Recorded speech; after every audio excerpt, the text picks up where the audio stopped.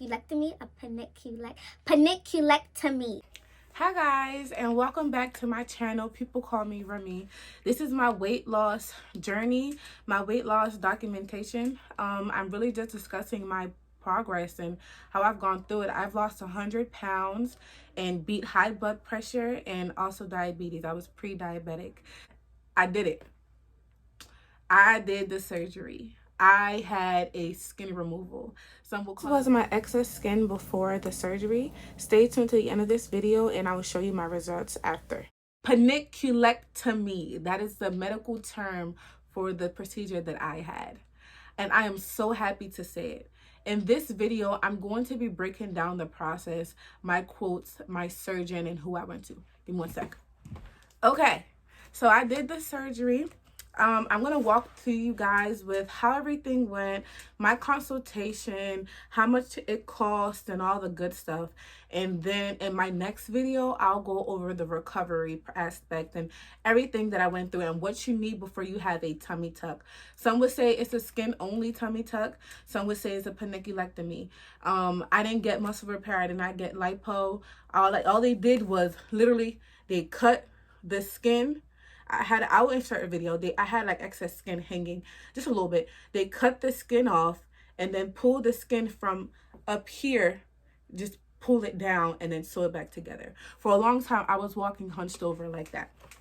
So my surgeon was Dr. Jeffrey Horowitz, and that man is phenomenal. Like, he is amazing. He has a keen eye for detail. I just love him. That's my homeboy. Let that man. So how much was everything? The tummy tuck itself was $3,500. And then, so you have $3,500 minus my discount because your girl Nick hooked me up. Whenever you're referred by somebody, they knock off something. So that took me down to $3,300. Then the cost for the anesthesia. The anesthesia was $1,150.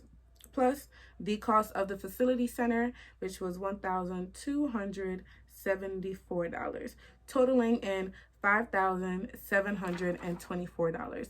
That is how much my surgery cost. I was in surgery for about 4 hours. The reason why they add all of the stuff together like that is because they don't want you to be under anesthesia for an extended amount of time.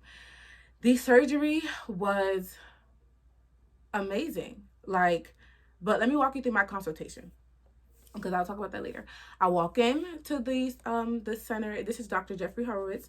I walk in and I was met by this really nice lady. I don't know if I'm not going to give you her name, but she works there and she guided me through everything. So you go in, you give them all your information, you give them your insurance card because hopefully you can get the insurance to cover it.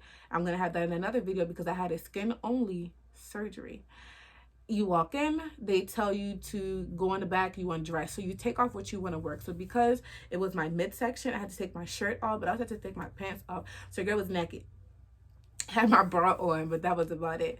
Then the doctor comes in. He then asks you why you want to do the surgery. He walks you through how the surgery goes. He walks you through the risks and all the stuff that you go through while the surgery is going on. But all of that is not even, I'm not listening. I'm just like, let me know how much it's going to be, because I want to get this done. So yeah, so he then asks if it's okay to take pictures. He then takes pictures, then he feels on your abdomen. The reason why he felt on my stomach was to see where my muscles were. A lot of times if you have children, your muscles are separated. And that is why some people have that pudge right there in the middle that is never gone. And it's not because it's fat, it's the muscle, the space right in between the muscle. So because I've never had kids, my muscles were still intact. And because I work out, they were even tighter. So he's like, oh yeah, so you don't need the muscle repair. So then he's like, he gave me a quote for a tummy tuck with muscle repair. If I wanted to just bring them even closer, but it would have been a waste of money and it would have been a waste of extra recovery time because the muscle repair is the hardest part of the recovery.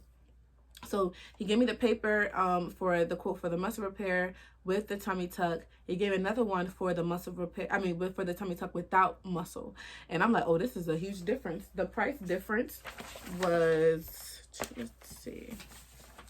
So with muscle repair, it was an additional $5,000. but they took off some money because of the friend that referred me.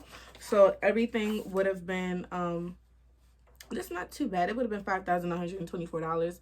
So a couple hundred more, but the pain of the recovery would have been 10 times worse. And I would have had to take more time off of work. So I was just like, I don't know. Let me go home and think on it. This was a year ago. And then I lost more weight.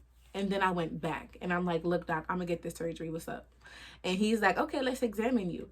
So after he did the examination, he's like, oh yeah. He's like, this is even better now because you've lost more weight. You can now do the surgery. They also asked about your BMI, but he didn't really ask about he just asked about my weight and my height and my activity level. And he known that I've lost weight already.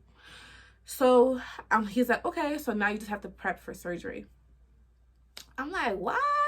So once I signed off on this is what I'm going to pay, they asked if I want to finance it. I said I'm not going to finance it. And I'll explain how I paid for my tummy tuck later. And I said I'm gonna finance it. So then they was like, okay, now you have to go get a COVID test. You have to schedule it, and it has to be 5 days before your procedure. And then you also have to go and get a physical. At the time, my PCP was retired, so I had to go to like an urgent care that was right downstairs to get my physical done. So I got my physical done. The physical was some BS, bro. We go in there and she like looks in your ears and she just like, okay, well, what are you getting done? And I told her, she's like, okay. And she just did blood work and that's it. I was honestly in there for like 30 minutes and the 30 minutes was me waiting. The other like 10 minutes was her. The doctor came in, asking my questions, and then she went on her way.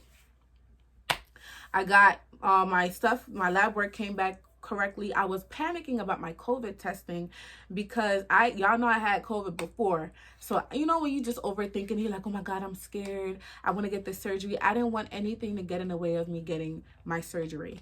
I'm like, I'm going to get this, whether y'all like it or not. So I, got my testing back. Everything came back. So I'm like, okay, it's getting there. The doctor walked me through everything that I need to know beforehand. So before you get the surgery, time with work and recovery.